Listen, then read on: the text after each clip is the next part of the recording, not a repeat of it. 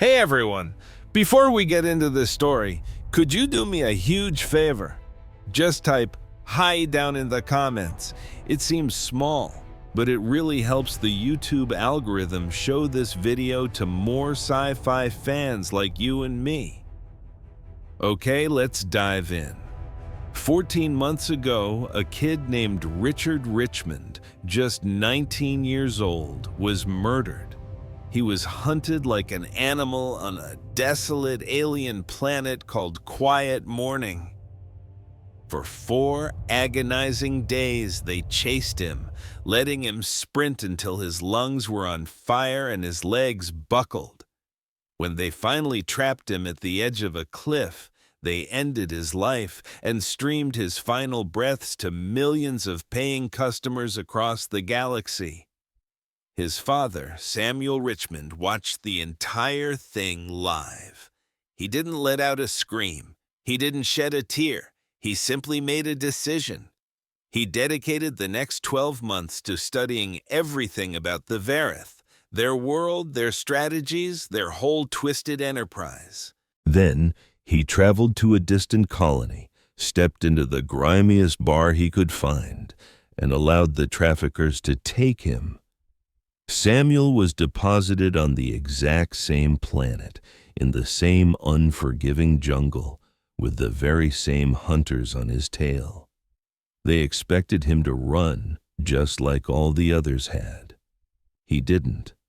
Over the next 3 days, he eliminated 2 of them, making each death appear to be a freak accident. The hunters are only now starting to realize something is fundamentally wrong. But for them, it's already too late. The roles have been reversed.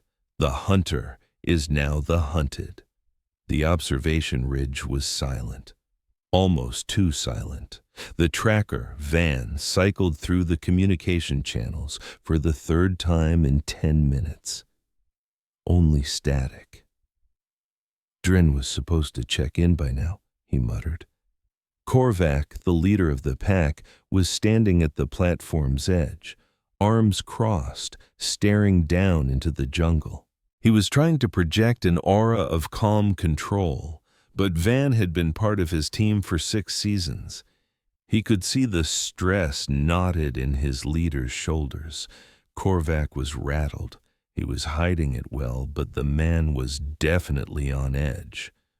"How long has it been since his last signal?" Korvac asked, his voice low. 4 hours. He was tracking the human, the one who refuses to run. Brennan had been tracking him as well. The implication hung unspoken in the air.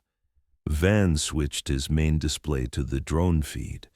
18 different cameras were methodically scanning the jungle in overlapping grids. All they revealed were trees, rivers, steaming volcanic fissures, and native creatures.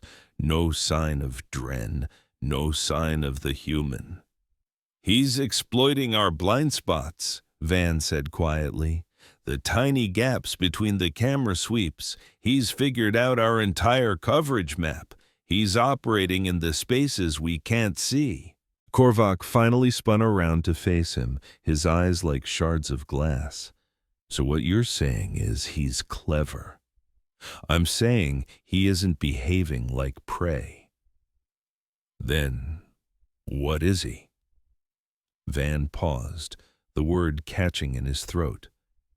"I don't know, but Brennan is gone, Dren is missing, and this human walked into our territory 3 days ago like he was taking a stroll in the park." He let that sink in. "Something's not right, Korvac." Korvac stared at him for a long, tense moment before turning his gaze back to the jungle. "Send out Sulk and Matic.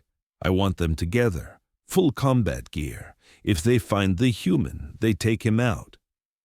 And if they find Dren," Korvac's voice became ice, "then we'll finally understand what we're up against." Van nodded grimly. "What about you?"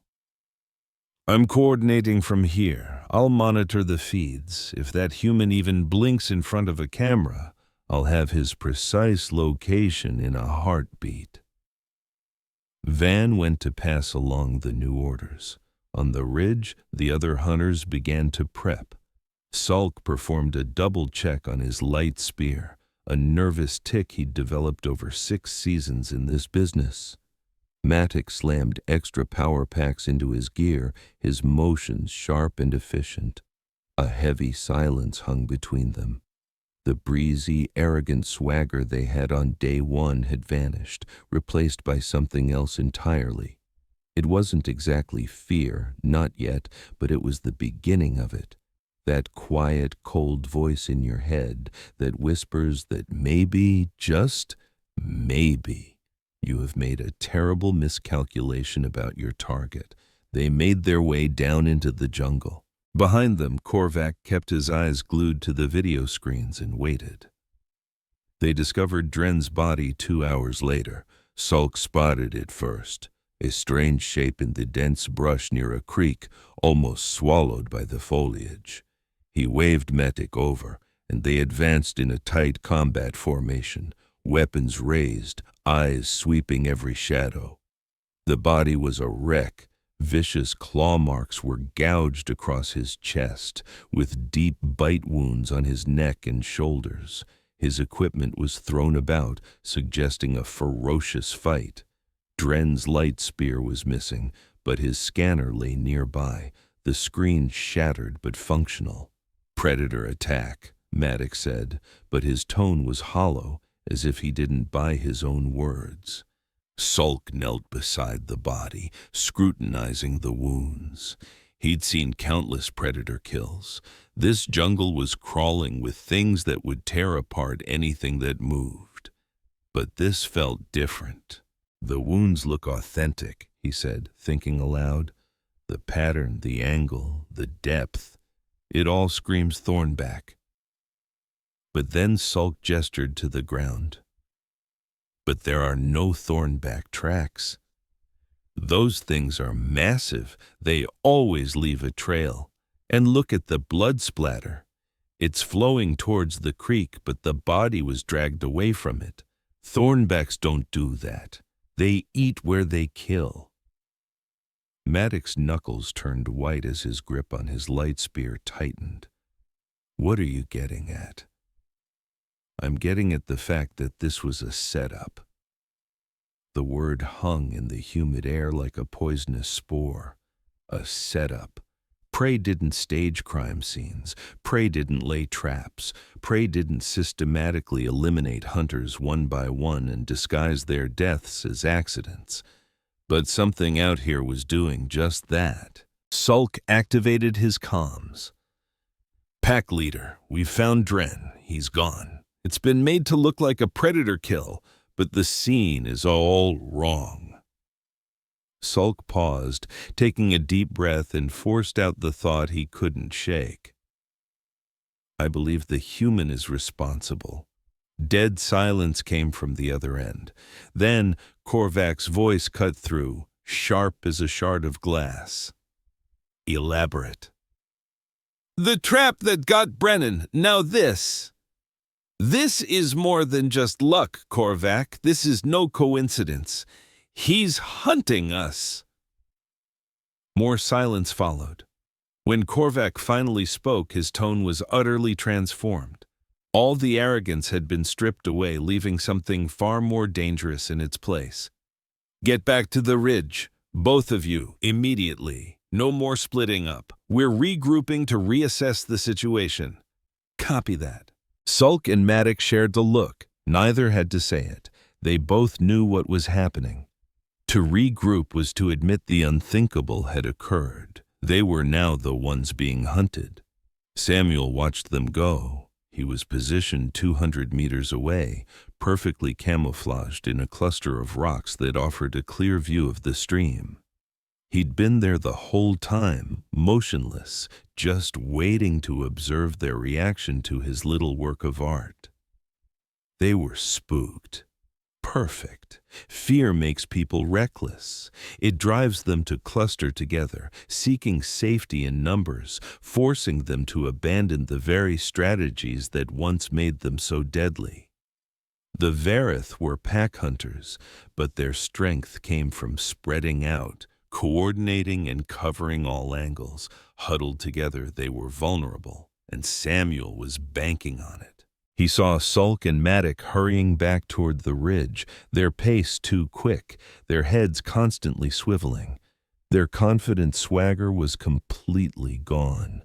Now they were the ones who moved like prey. 4 hunters remained: Korvac, Sulk, Matic, and Van. But Van was just tech support, a drone pilot and tracker. In a direct confrontation, he would be the first to fall. Sulk and Matic, on the other hand, were expert marksmen and would be a serious threat in a straight-up fight. But Samuel had zero interest in fighting fair. And then there was Korvac, the leader, the one who had personally supervised the death of his son Richard, the one who had laughed on a live feed while a 19-year-old boy died screaming for an audience of millions. Samuel was saving him for last. He adjusted his position, working out the stiffness in his muscles with slow, deliberate movements. The afternoon sun was becoming brutal, turning the jungle's oppressive atmosphere into something actively malevolent. Steam hissed from volcanic vents, filling the air with the smell of sulfur and rot. The hunters would gather on that ridge. They'd fortify their position, stick close, and lie in wait for their target to slip up. But Samuel had no plans to make a mistake. He would be patient. He would observe. He would learn their new routines, identify the new weaknesses in their defenses, and then he would dismantle them one by one. Up on the observation ridge, the entire atmosphere had changed. Korvac was at the main display, poring over terrain maps, drone feeds, and communication logs with a feverish intensity.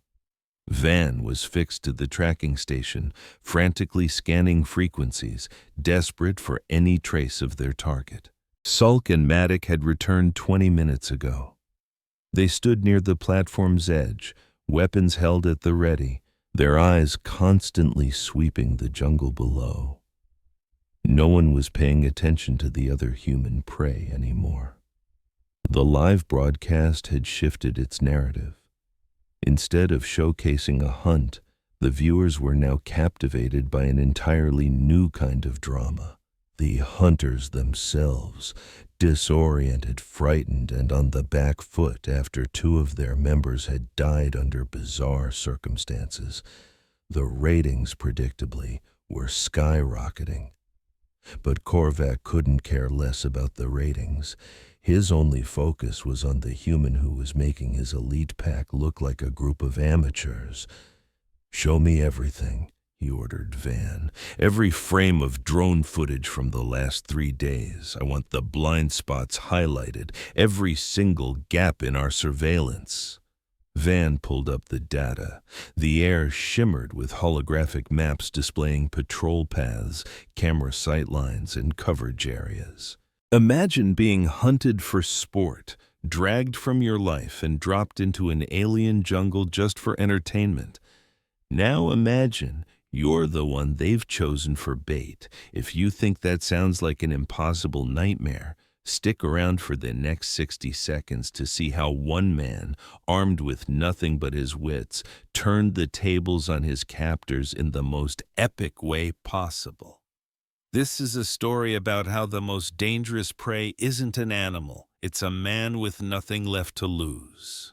Marcus Fell had been running for 9 straight days, a living nightmare of fear and exhaustion. He was finally caught at dawn, paralyzed by an energy blast, and dragged from his hiding spot like a scared rabbit. Now he was staked to the ground in the middle of a clearing, his clothes pinned to the dirt. He couldn't move.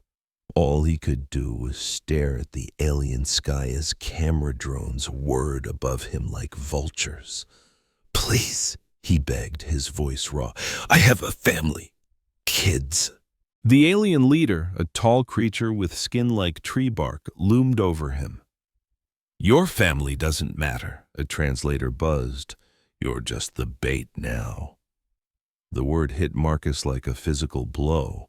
Bait for what? The alien gave a cruel, cold smile. "For the one who is hunting us." From a ridge a mile away, Samuel watched the entire scene unfold through a salvaged scanner. He saw the clearing, the man staked to the ground, and the hunters positioned around him. It was a classic trap. He'd set traps just like it himself, back home in Alaska. You find what your target cares about, put it out in the open, and you wait. The man on the ground was crying now, his chest heaving with desperate sobs, just like his little brother Richard had probably cried, just like Richard had probably prayed, right before these same creatures killed him last season. Samuel squeezed his eyes shut, letting the wave of grief wash over him, then opened them again, his gaze turning to ice. The hunters thought they were being clever. They thought they were finally taking control. But they had no idea who they were dealing with. 2 days earlier, their entire hunt had been turned upside down. On their ship's command deck, the blind spots in their drone coverage suddenly lit up in red, dozens of tiny gaps. "He's been mapping us," the technician, Van, whispered in horror. "He's learning our patterns and using our own system against us." The pack leader, Korvac, felt a cold dread spread through him. Humans were supposed to run. They were supposed to hide and scream and die. That was the order of things. But this one was different. He wasn't acting like prey. "What do we know about him?" Korvac demanded. Van pulled up the file. "Captured on Kepler's Reach. Occupation is listed as a hunting guide from a planet called Earth. No military record." "A hunting guide?" Korvac almost laughed, but there was no humor in it. "He hunts animals on his home world." "What kind of animals?" Van's fingers flew across the console as he pulled up data on Earth's top predators. Large mammals. Bears, wolves, some weigh hundreds of pounds. They have claws, teeth, immense strength. There was a stunned silence. "And humans hunt these things on purpose?" Korvac asked, unable to believe it. "Yes," Van said, his voice barely a whisper. "For thousands of years they track them, they trap them, they kill them with primitive weapons. They call it a sport." That was the moment Korvac realized his mistake. He wasn't hunting some soft, terrified creature. He was hunting something that willingly went into the wild to face down monsters. It wasn't about strength. It was about intelligence, patience, and a terrifying ability to adapt. "We misjudged him," Korvac hissed. "So what's the plan?" one of his crew asked. "The hunt is over," Korvac declared. "We stop playing his game. We flush him out." That's when he came up with the plan to use the other human as bait. He thought it was brilliant. A perfect kill box. 50 yards of open ground, motion sensors, thermal scanners, and 12 drones providing a 360-degree view. "You really think he'll go for it?" his tracker Van asked nervously. "He's human," Korvac said with absolute certainty. "They're sentimental. They have a pack-bonding instinct. They try to save each other, even when it's tactical suicide." He was sure emotion was the human's weakness, an emotion that would make him predictable. But as Samuel watched from the ridge, He felt no panic. He felt no desperate urge to rush in. He saw the trap for what it was, an amateur mistake. Korvac was right about one thing. Samuel was guided by emotion, but it wasn't sentimentality. It was ice-cold rage. The hunters were starting to bunch up now, sticking close together for safety. A defensive huddle. Samuel smiled. A huddle also makes a much bigger target. All this time, the hunters thought they were setting a trap for him. They had no idea that for the past 48 hours, he'd been hurting them, pushing them with fear, and manipulating them into doing exactly this. He wanted them all in one place. He wanted them distracted. He wanted them to think they had finally outsmarted the pathetic little human from Earth. He settled deeper into the rocks, pulled a small salvage detonator from his pack, and took a deep breath. The hunters didn't know that while he was mapping their drone patterns, he was also planting their own seismic charges all around their camp. The moral of the story? Never assume you're the predator, because sometimes the creature you're hunting has been hunting you the entire time. Korvac looked out at the jungle, waiting for his prey to walk into the trap. He never saw Samuel press the button. He just saw the world erupt in fire. You can't save everyone. That was the brutal lesson Eric's death had taught him. The mission was everything, bigger than any single life. Walking into that clearing was a death sentence. The hunters would take him down, finish off the bait, and their twisted games would go on for another 10 years. So many more would die. Richard's sacrifice would mean nothing. Still, Samuel raised the scanner. He saw the man on the ground, the pure terror carved into his features, and the tiny spark of hope that maybe, just maybe, someone was coming. It was a fool's hope. No one was coming. No one could get into that kill zone. Unless... Samuel's gaze drifted past the clearing, up to the ridge behind it. He was looking at the observation platform, the hunter's nerve center. He could see power lines snaking up from the volcanic vents far below, feeding the communications dishes and drone control stations. He was staring at the brain of the whole sick operation. And if you take out the brain, the body goes with it. A brand new plan started clicking into place. Up on that ridge, the afternoon heat felt like a suffocating blanket. Sulk sat on a supply crate, taking apart his light spear for the 3rd time. The weapon was already immaculate. It was just a nervous tick, something to do with his hands while his mind wouldn't stop racing. 2 members of their pack were gone. Brennan and Dren, both were veterans, both were careful, and both were eliminated by a single human who was supposed to be easy prey. You're going to wear the finish right off that thing, Matik commented. He was standing a few feet away, just staring into the thick jungle. Sulk only grunted in reply. It's better than standing around. You really think he's going to show up? The leader seems to think so. That's not what I asked. Sulk finally stopped his cleaning and looked up at his fellow hunter. They had been on 4 seasons together. They knew each other's tells. And right now, Matik was broadcasting pure fear. I don't know, Sulk admitted, his voice low. This one, he's not acting like prey. He doesn't bolt when he should. He doesn't hide. He makes his own traps. He sets up his own kill zones. He slips through our blind spots like he was born in them. Humans aren't supposed to be able to do that. No, Matik said quietly. They're not. A heavy silence stretched between them. Do you ever think, Matik started, his voice barely a whisper, that we chose the wrong species to hunt? Sulk didn't answer. He didn't have to. They both already knew the answer was yes. On the other side of the ridge, Korvac stood by himself, watching the alien sun bleed below the volcanic peaks, painting the sky in shades of orange and crimson.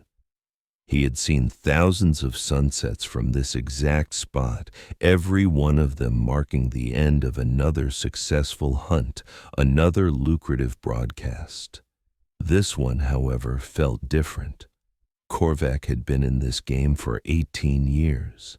He'd started as a young tracker, fought his way up the pack ladder, and took his leadership spot through raw skill and brutality. Imagine being tied to the ground, totally helpless, while your every terrified gasp is broadcast to millions for their entertainment. That was Marcus's reality, a human pawn in a twisted game run by alien hunters.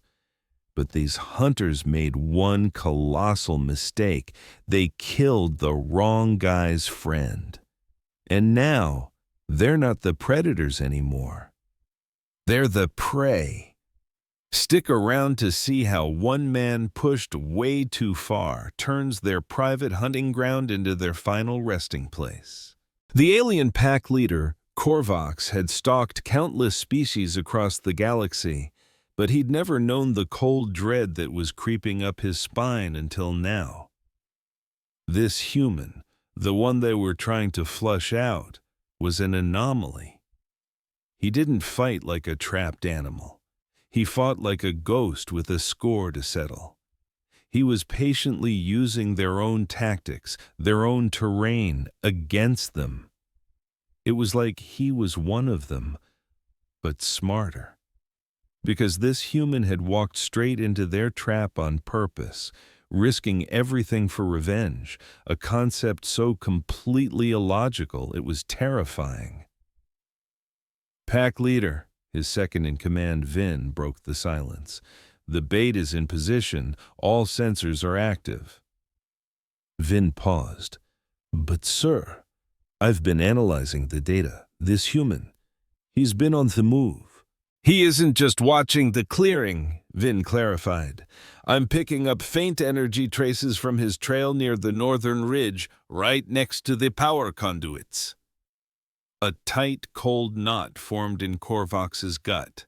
The conduits were their lifeline, channeling geothermal energy from the planet's volcanic vents to power every single drone, sensor, and light. Put it on the map, Korvax ordered. On the holographic display, a faint heat signature snaked its way directly toward their main power junction. He wasn't scouting the bait, Korvax whispered, the awful truth crashing down on him. He was scouting us. Vin's face went white. He's not going for the bait, is he? No, Korvax replied, the coldness seeping into his bones. It wasn't exactly fear, but it was a chilling respect for an opponent who had so thoroughly outplayed him. The human had been stringing them along from the very start. Get Sulk and Matic back here, Korvax commanded, his voice strained. Establish a full defensive perimeter around the power junction. If he wants to switch off the lights, he'll have to go through every last one of us. What about the bait? Vin asked. Korvax glanced at the monitor, at the sobbing man in the clearing. Leave him. He's already served his purpose. On the ridge, the hunters scrambled into position, completely unaware they were preparing for a fight on their enemy's terms. From less than a kilometer away, Samuel watched the aliens redeploy their forces. They were clever, he had to admit. They had figured out his true objective much faster than he had expected. A frontal attack on the power junction was now impossible. 4 hunters were dug in, ready and waiting for him. It would be a suicide run. Which was fine, because he never intended to attack them head-on anyway. For the past 6 hours, he hadn't been getting ready to attack the junction. He'd been getting ready to own the land around it. The hunters thought they were setting up a defense for their base. What they were really doing was trapping themselves inside his kill box. He had prepared 3 traps, simple, vicious things like deadfalls and hidden pits, the exact kind of traps that had taken his partner, Brennan. Samuel did one last check of his equipment.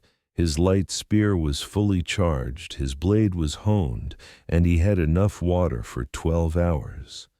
But he had one final surprise in store. The volcanic vents that gave the ridge its power were more than an energy source. They were a critical weakness. They were linked to the planet's unstable core, always releasing pressure through natural fissures, or at least they usually were. Samuel had spent 2 hours carefully plugging just enough of those fissures with rocks and dirt. Now, deep in the earth beneath the hunter's position, the pressure was climbing. It wasn't going to be a massive eruption, but it would be enough. Enough to trigger tremors, to make the ground shift, to create absolute chaos. And chaos was the perfect distraction for a lone hunter. As the sun smeared orange and red across the horizon, Samuel started to move. Down in the clearing, Marcus had finally stopped sobbing. He had screamed himself hoarse, and all that was left was the empty, hollow feeling that his life was over. He was going to die here, as a show for strangers, and his kids would never even find out what happened to him. He squeezed his eyes shut against the encroaching darkness, and he waited. When night came, the jungle transformed into a different world. The daytime animals went quiet, replaced by the strange clicks and hisses of creatures who ruled the darkness. Up on the ridge, the hunters were on a knife's edge. Korvax had his team in a perfect formation, but a strange silence had fallen over the jungle, and it made his skin crawl. The human was out there. He could feel it. He was watching them, waiting. The silence itself felt like a weapon. "See anything?" Korvax asked his sensor tech for the 4th time in an hour. "Nothing, sir," Ven reported. "No heat signatures, no motion sensors have been tripped." He hesitated. Maybe he backed off. "He's coming," Korvax said with certainty, a gut instinct sharpened by 18 years of hunting that told him something was deeply wrong. The jungle was way too still, way too quiet. Something was about to give. The first tremor hit just after 12 a.m. It was just a faint shudder, something you could easily miss on a volcanically active planet like this one. But Korvax felt it. "Seismic activity is spiking in the northern sector," Ven announced, looking confused at his console. "There's a pressure buildup in the geothermal network. It's not right. The vents should be bleeding that off." The cold feeling in Korvax's gut turned into a block of solid ice. A terrible thought clicked into place.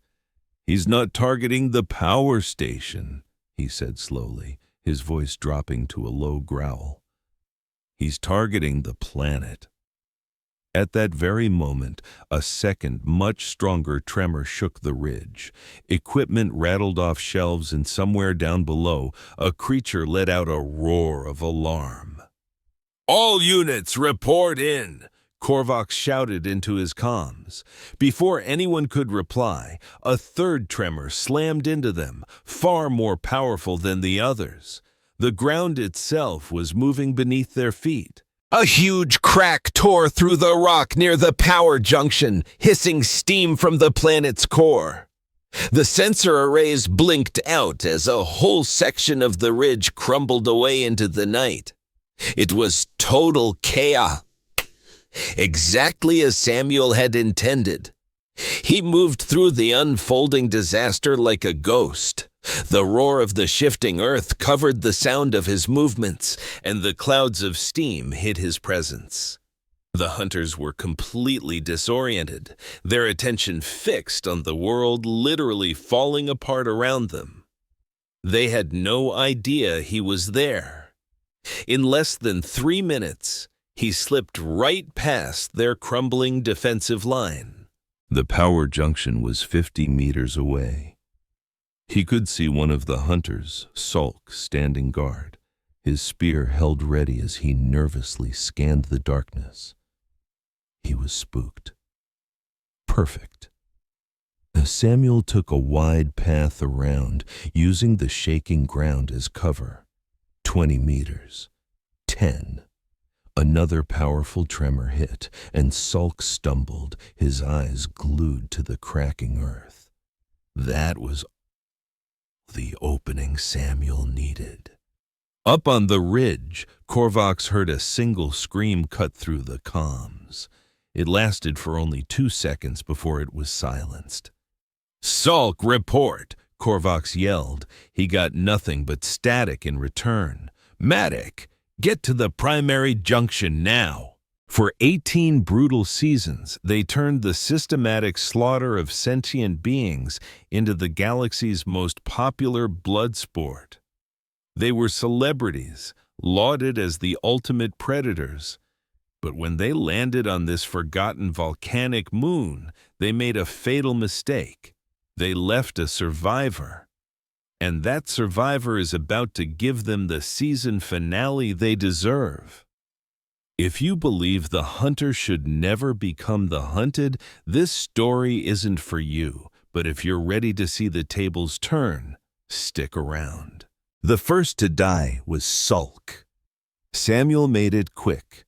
A single silent blade in the dark. He watched from the shadows as the crew's leader, Korvax, found the body. Panic was a new scent on them, and Samuel found he quite liked it. The ground trembled, not from the moon's geology, but from the charges Samuel had set along the main power conduits. He was herding them, using the darkness and the chaos like a sheepdog. The second one, the techie named Van, was huddled in his nest of screens, a lonely island of light in the growing dark. Samuel knew the layout of this station better than his own home. He had studied it for weeks. The quakes weren't random. They were a countdown. Samuel watched through a vent as Vin frantically tried the comms, his voice a pathetic squeak in the static. The tech clutched a tiny pistol, a child's toy against the coming night. It was almost sad. Vin wasn't a hunter, just a cog in a machine that filmed families being torn apart for ratings. Samuel felt a sliver of something that might have been pity, but he crushed it. Pity was a luxury they had never offered his people. He had to get to the archives, the unedited recordings. That was the whole point. Death was too kind for these monsters. He was going to give them something far worse, truth. With a final well-placed charge, Samuel severed the last power line.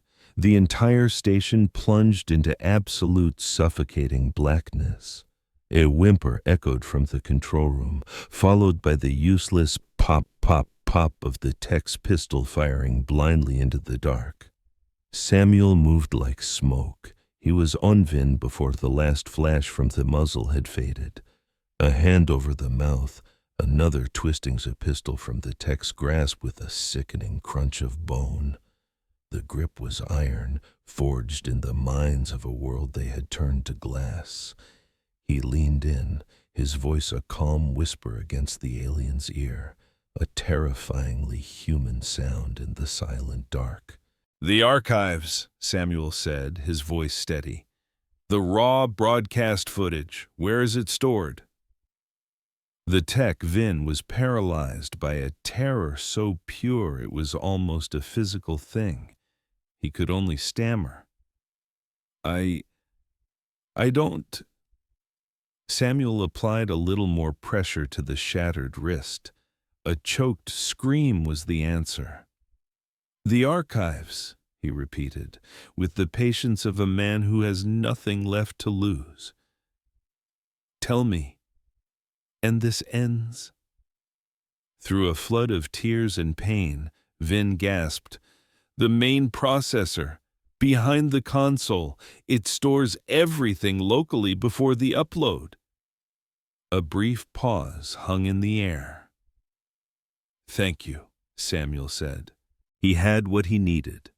For a moment, Vin probably thought he might be spared, that mercy was on the table. It wasn't. The blade that ended his life was the same one that had belonged to Samuel's father. It was quick, clean, and utterly silent. With the tech's body cooling on the floor, Samuel found the processor, a humming black box. It wasn't just the brain of their operation, it was their legacy. Their entire history of televised atrocities was sitting right inside. Instead of destroying it, Samuel plugged in a small, shielded device, a ghost in their machine. One down, two to go. The upload began, a silent scream of data broadcasting not to their fans, but to every news outlet and government agency on Samuel's list. As the truth began to spread, he drew his spear and plunged it into the processor's core. Sparks flew, a shriek of dying machinery filled the tomb-like station, and outside, drones began to fall from the sky like metal rain. The show was officially canceled. The cameras were dead. Now for the stars. Korvax felt the jungle go quiet as the drones crashed to the ground. It was a silence that screamed failure. The machines didn't just fall, they had backups for their backups. This was no accident, this was a takedown. "Vin!" he yelled into his comms, getting only static in reply. "Matic, status!" The other hunter's voice was frayed with a fear Korvax had never heard before. "They're all down, Korvax, the drones are gone. What's happening?" "It's the human," Korvax growled, the name tasting like poison. "He took out the control station. He killed Vin." The silence that followed was heavy with the realization that they were no longer the predators here. For the first time in 18 years, Korvax felt the icy grip of real fear.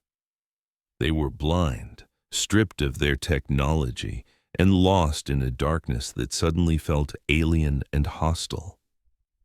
The hunter was out there, watching them, and he had turned their playground into a killing field. This was the terror they had sold as entertainment for so long. Now, they were the unwilling guest stars. "Matic, get to me, now!" Korvax commanded, trying to sound like a leader. "We're sticking together." "On my way," came the shaky reply. Korvax clutched his spear, his superior vision useless in a jungle now filled with a million moving shadows, each one shaped like a human. Matic appeared moments later, his eyes wide with panic. He looked like prey. They both did. "What's the plan?" he whispered. Plan? Their plan had been to hunt a technologically inferior species for sport. They hadn't planned on one of them fighting back with such brutal intelligence. "The backup transmitter," Korvax said, grasping at straws. "At the secondary site. We get there, we call for evac, and we get the hell off this rock." It was a desperate move, a retreat, but it was all they had left. Survival was the new prize. Samuel watched them scramble away, their professional swagger gone, replaced by the clumsy panic of cornered animals. He didn't follow. He was already waiting for them. He had spent days weaving this web, using their own hunting trails against them. He knew their path, he knew their procedures, and he knew their fear would make them reckless. Up ahead, nestled in the shadows of the jungle floor, a simple snare waited. It was a trick he'd learned as a boy, hunting tree cats back home, a trick from a world they had burned. Matic, running on pure adrenaline, never even saw the tripwire. One moment he was sprinting, the next he was on his face, a heavy net dropping from the canopy and cocooning him in an instant. It wasn't designed to kill him, only to separate him from his partner. Divide and conquer. It was the oldest play in the book, and it worked every time. He was bait. "Trap!" Matic screamed. "Korvax, it's a trap!" Korvax spun, spear raised, eyes darting into the oppressive darkness. He saw his partner tangled in the net and started forward to cut him free. That's when a perfectly aimed rock, thrown with impossible speed and precision, shattered the bones in his knife hand. The weapon clattered uselessly into the undergrowth. Korvax fired his spear blindly into the trees, the energy blasts illuminating nothing but leaves and his own mounting terror. There was no target. There was only the jungle and the ghost that was now hunting them. "Come on out!" Korvax roared into the darkness. "Show your face, you coward!" The jungle just threw his voice back at him. Then another stone whizzed out of the shadows, slamming into his knee, the one that always gave him trouble from an old hunt. A lightning bolt of pain shot up his leg, and Korvax hit the ground with a sharp grunt. "Korvax!" Matic shrieked, still hopelessly twisted in the net. "Korvax, get me out of here!" Korvax tried to push himself up, but his knee buckled and he dropped again. He propped himself on one arm, gripping his spear tightly. A figure finally emerged from the trees, the human. He looked older than Korvax had thought, with a face carved by time and silver streaks in his hair. But it was the man's eyes that froze Korvax in place. They were perfectly calm, reflecting the glow of the distant volcano. He was holding a light spear, one of their own, scavenged from a fallen pack member. This man didn't look like prey. He looked like he was here to collect a debt. "Korvax," the human said, his voice low and steady. "You're the pack leader. Been hunting for 18 years. You're credited with 47 human kills." Korvax could only stare, his brain scrambling to make sense of it. How could you possibly know that?" "Brennan told me," the human answered softly, "just before he died." A deep, unnatural chill washed over Korvax. "What is it you want?" he asked, his voice barely a rasp. "Is it ransom, your freedom? Just tell me the price." The human gave a slow, deliberate shake of his head. "There is no price. We're not making a deal. There's only you, and there's me, and there's what you owe." "Owe? Owe you for what? I don't even know who you are." The human reached into a pocket and pulled out a small, faded photograph. He held it out for Korvax to see. It was a picture of a young man with brown hair and a shy smile, posing in front of some kind of stone archway. What would you do if you had to watch your own son be hunted down for sport on live TV? For 4 agonizing days, they ran him to exhaustion, finally trapping him on the edge of a cliff. His final words were a promise. "My father is going to find you." Well, they had no idea, but they were looking right at that boy's father. I'm sharing this with you so you'll understand what I did next. Tell me in the comments what you would have done if you were me, and stay with me, because you will not believe how this story ends. The pack leader, Korvax, finally put it all together. "Your son," he snarled, the realization dawning in his eyes.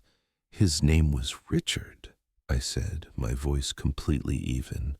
"He was 19, traveling with his friends when your pack grabbed him. You turned his final moments into a public execution for millions of viewers." Even with a shattered knee and his packmates dead around him, Korvax tried to puff out his chest. He wasn't going to plead. "I remember that one," Korvax grunted. "He was a good runner, lasted longer than most." "Yes, he did," I said. "And now I'm here. You planned this whole thing, didn't you? You let us capture you, you studied our patterns, and you picked my hunters off one by one. Pretty smart, for prey." I moved a little closer, my boots silent on the jungle floor. "I'm not prey. And Richard wasn't just prey to me. He wasn't a character in your sick show or just another number for your stats. He was my son. He was my only child." Korvax kept his spear pointed at me. "And you think killing me is going to bring him back?" "No," I said, the word feeling empty. "Nothing will ever bring him back, but you don't get to keep living in a world that he's not in." He raised his light spear, a final, pathetic act of defiance. He fired. A bolt of energy lit up the jungle, aimed directly for my chest, but I was already moving, sidestepping just enough for it to hiss past my arm. Before he could even register the miss, I was on top of him. I grabbed his wrist, twisting until the spear fell from his hand and clattered to the ground. He was powerful, sure, but I was methodical. Every single one of my movements was designed to take him apart. He swung a wild punch, and I simply used his own weight against him, sweeping his injured leg. He went down, hard. I put my boot on his throat to keep him there. 4 days, I said, applying more pressure. My son ran from you for 4 days. You didn't even last 30 seconds. He snarled, baring his fangs one last time. Then do it, human. Prove you're the real monster here. I just looked down at him, feeling absolutely nothing. Not rage, not triumph, just a cold, quiet end. I don't have to prove anything. My son died alone and terrified, but he knew something you never bothered to consider. My boot pressed down harder. He knew I was coming for you. Korvax's eyes went wide as I picked up his own spear and leveled it at his chest. The weapon's glow was reflected in his terrified eyes. And then I brought the spear down. When it was done, I stood there in the sudden, deafening quiet of the jungle. It had taken me 14 months since I saw Richard die on that screen. 12 of those months were spent in brutal training, planning every detail. 2 months I spent playing the part of the hunted, just waiting for my chance. And it all came down to this complete and total silence. I thought I would feel some kind of relief or victory or what people call closure. But there was nothing. Richard was still gone. Killing every last one of them didn't change a thing. The score was never really settled. It couldn't be. I turned and walked back toward the last one. Matik was still caught in the net, whimpering like a lost child. As I got closer, I could see the pure animal fear in his eyes. "Please," he whispered. "I have a family. I have little ones. Please don't do this." I looked at him, and all I could think about was Richard. My boy, who would bring home injured birds and spent all his free time volunteering at animal shelters. Richard, who dreamed of being a veterinarian because his heart was just too full of kindness. He would have seen the terror in this creature's eyes and felt sorry for him. He would have cut the net and let him go, hoping that one small act of mercy could actually mean something. I knelt down next to the net. "My son," I said quietly, "he would have let you go. He was a kind and forgiving person. He believed everyone deserved a second chance." I saw a tiny spark of hope light up in Matik's eyes. I took out my knife. But I am not my son. The hope died instantly. There is nothing left inside of me that knows how to forgive. Your kind took all of it from me the day they took him. The knife was fast. It wasn't for revenge anymore. It was just finishing the job. Every single one. 6 hunters. The entire pack was gone. There was only one thing left to do. Back in the clearing, Marcus Fell was still pinned to the ground. I thought he was dead, but then I saw the faint movement of his chest. He was breathing. I knelt beside him and started yanking the metal stakes out of the ground. His eyelids fluttered open, his gaze swimming with confusion and fear. "Take it easy," I said. "It's all over." "Ver," he rasped. "The hunters are gone. The cameras are dead. You're safe now." He just stared at me as the truth slowly started to sink in. "How?" he whispered. I pulled the last stake out. "It doesn't matter. Can you stand?" He couldn't. 9 days of being hunted and tormented had wrecked his body. I hoisted him up, throwing his arm over my shoulders and taking his full weight. "Just lean on me. There's an emergency beacon about 2 kilometers east of here. We'll call for a pickup." "Who are you?" Marcus asked, his voice cracking. "My name is Samuel Richmond." "Thank you." Marcus started sobbing, the words choked with relief. "Thank you. I thought I was going to die out here alone." We trudged slowly through the jungle, surrounded by the strange symphony of the alien night. This world didn't know or care about our suffering, or about the bodies we were leaving behind. We got to the extraction point just as the first hints of sunlight touched the sky. I switched on the beacon and sent the distress signal. Marcus had passed out, slumped against a tree, but his breathing was even. He was going to live. I sat down on a rock and just watched the sky shift from deep black to purple, and then to a brilliant, fiery gold. For the first time, I understood why this planet was called Quiet Morning.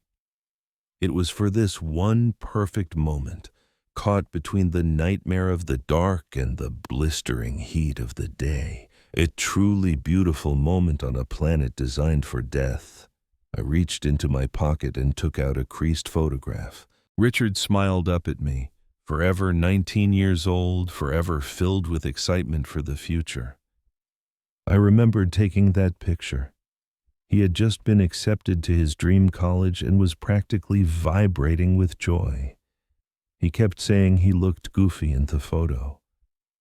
I told him he looked perfect. Just 2 hours later, the sound of a rescue ship cut through the seas. The hunt was finally over. I gently ran my thumb over my son's smiling face in the picture.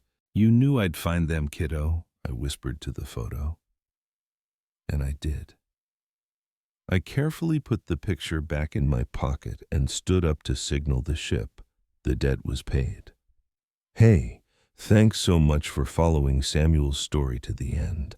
I'd love to hear what you think about his journey. Leave a comment down below and let me know. And be sure to check out the pinned comment. You won't want to miss it. I've also got another story queued up for you. Just click the card right here, or you can check out the entire playlist. I'll catch you in the next one.